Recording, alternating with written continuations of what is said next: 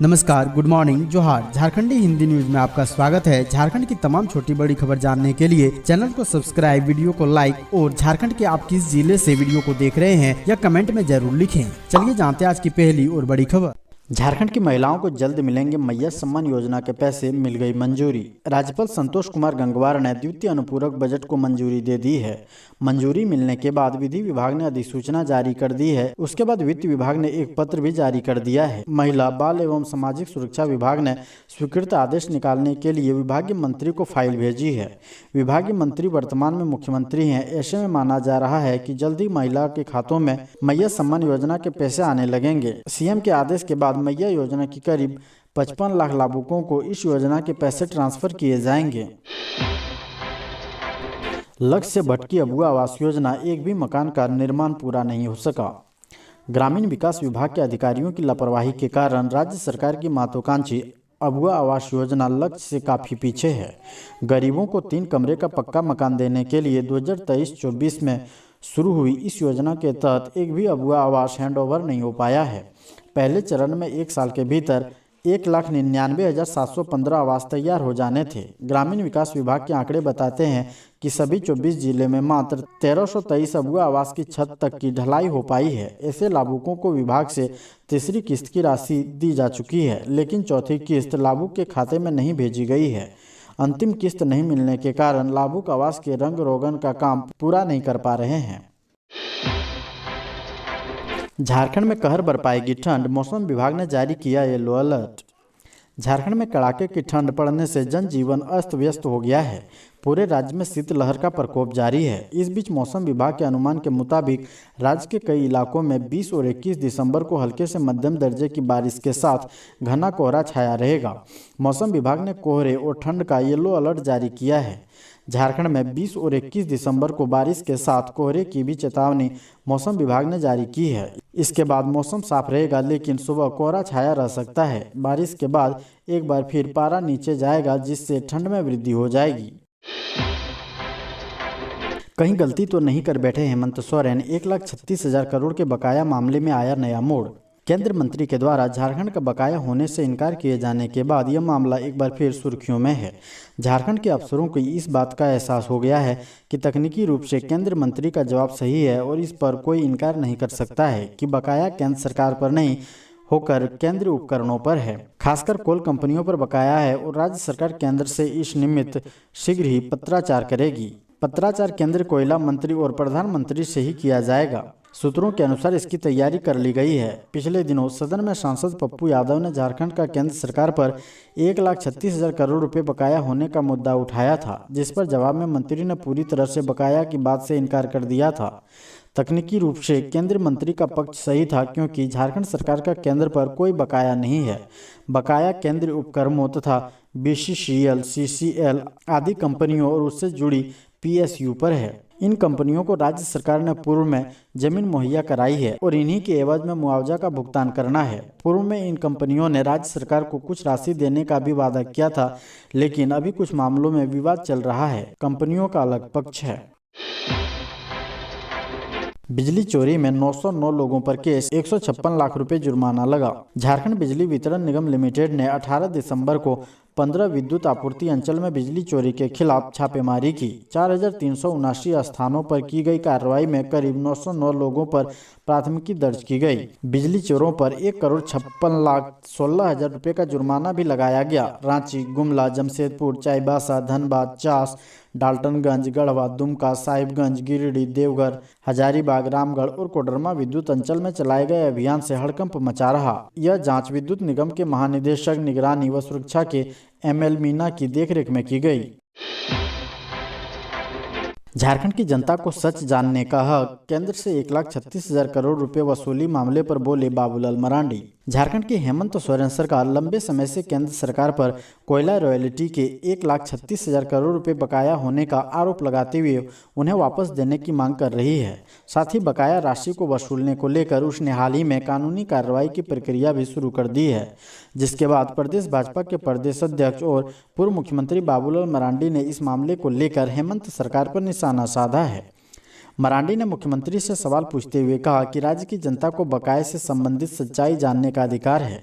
Social media platform x पर एक post करते हुए मरांडी ने कहा कि झारखंड के 1,36,000 करोड़ रुपए कोयला रॉयल्टी के दावे पर जनता को सच्चाई जानने का हक है। इसके बाद मरांडी ने मुख्यमंत्री और सरकार पर 3 सीधे सवाल दागते हुए पूछा कि सरकार बताएं कि यह बकाया किस किस साल का है और किस किस योजना परियोजना का है। अपने दूसरे सवाल में मरांडी ने सरकार से पूछा कि 1,36,000 करोड़ रुपए की राशि मांगने का आधार क्या है। वहीं तीसरे सवाल में उन्होंने पूछा कि यूपीए शासनकाल और शिबू सोरेन जी के कोयला मंत्री रहते हुए कितनी राशि वसूली गई है। मरांडी ने कहा कि इस मामले में पारदर्शिता क्यों नहीं है। उन्होंने कहा कि झारखंड के भ्रष्टाचार से भरे इतिहास को देखते हुए जनता सब कुछ जानना चाहती है। सही दस्तावेज और तथ्यों को पारदर्शिता के साथ सामने रखें तब बात करें। वहीं मरांडी ने लिखा है कि बकाया का हुआ खड़ा कर कहीं राज्य सरकार जानबूझकर आगे मैया सम्मान योजना की राशि देने में विफलता के दोषारोपण की भूमिका तो तैयार नहीं कर रही है। अपनी पोस्ट के अंत में भाजपा ने लिखा कि झूठी राजनीति छोड़िए, झारखंड के असली मुद्दों पर ध्यान दीजिए। सहायक आचार्य नियुक्ति परीक्षा के परिणाम के लिए करना होगा इंतजार, 26,001 पदों पर होनी है बहाली। झारखंड कर्मचारी चयन आयोग द्वारा आयोजित सहायक आचार्य नियुक्ति प्रतियोगिता परीक्षा के परिणाम के लिए अभ्यर्थियों को इंतजार करना होगा। राज्य के प्राथमिक विद्यालयों में सहायक आचार्य के 26,001 पदों पर नियुक्ति के लिए आयोग द्वारा प्रतियोगिता परीक्षा आयोजित की जा चुकी है। इस प्रतियोगिता परीक्षा से संबंधित कई मामले कोर्ट में होने के कारण इसका परिणाम जारी नहीं हो पा रहा है। एक मामले में कोर्ट ने आयोग को कुछ बिंदुओं पर एक्सपर्ट कमेटी से जांच कराने के निर्देश दिए थे। आयोग सूत्रों के अनुसार एक्सपर्ट कमेटी ने इसकी रिपोर्ट सौंप दी है। इसकी अनुशंसा के आलोक में आयोग आगे का निर्णय लेगा। साथ ही आयोग का अभी पूरा ध्यान झारखंड सामान्य स्नातक योग्यताधारी प्रतियोगिता परीक्षा यानी CGL पर है।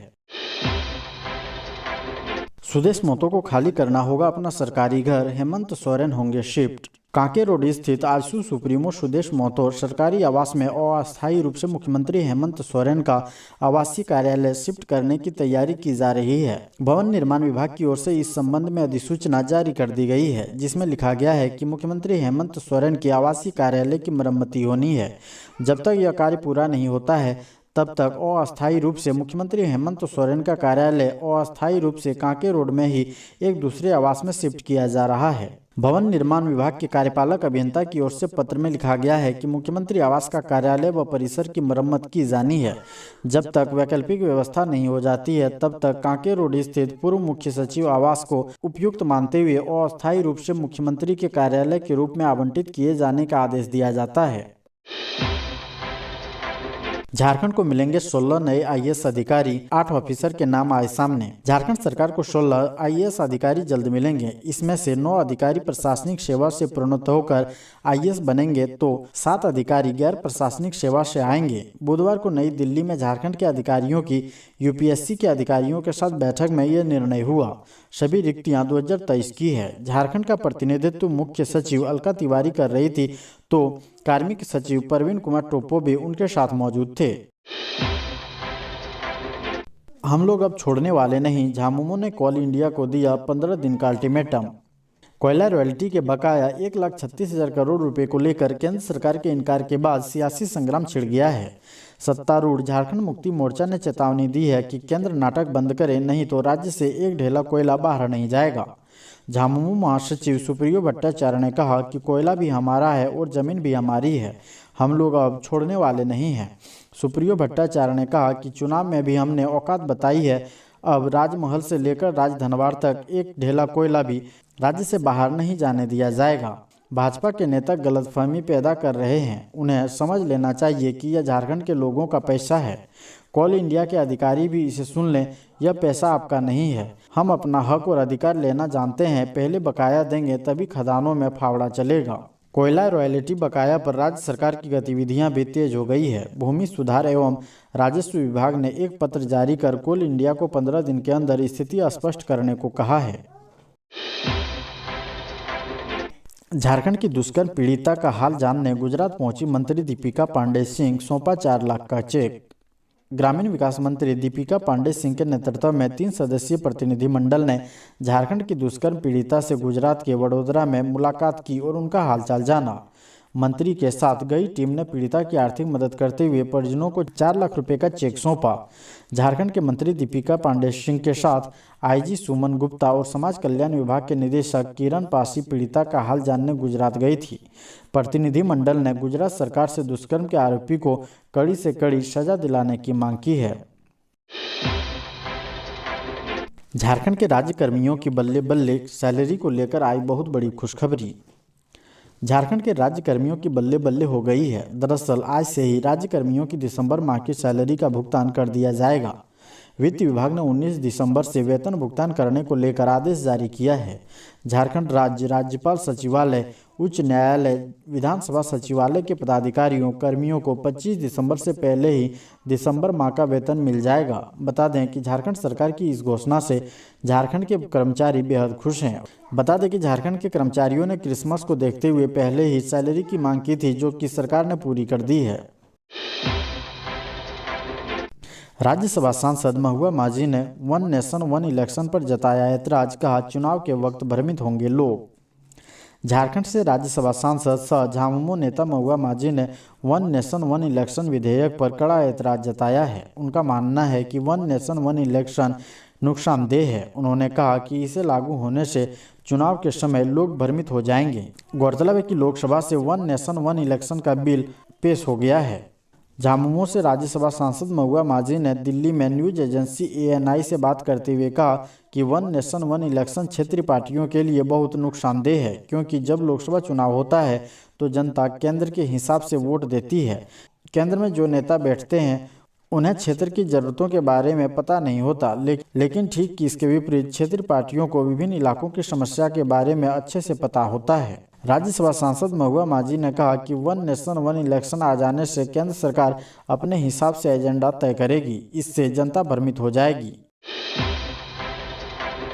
रांची में खादी एवं सरस मेला 20 दिसंबर से होगा शुरू। मुख्यमंत्री हेमंत सोरेन सरस मेला का करेंगे उद्घाटन।